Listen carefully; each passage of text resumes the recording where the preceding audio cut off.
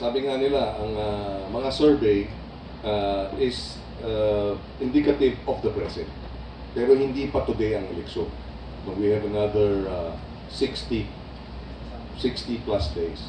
So we really have to bring our message to the people. For example, sabi ng SWS, 94% of voters have said that they will vote for a senator who carries food security and agriculture.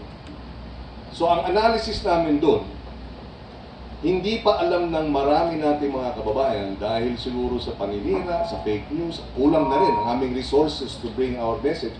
Wala kasi kaming bilyong pisong halaga pang TV at radio at postering ads habang yung aming mga katunggali meron.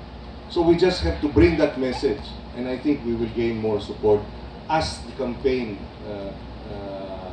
how do you call it, unfolds. So, and of course, here in Region 6, in Iloilo, marami pa rin. Sabi nga nung isang supporter namin, based on his own polling, almost half mga tinanong niya, hindi pa alam na kandidato ako. So, I hope the media will also help us, not campaign for us, but at least inform the viewers na ito ang mga kandidato. Ito ang kanilang mga programa de gobyerno dinadala. That will help a lot.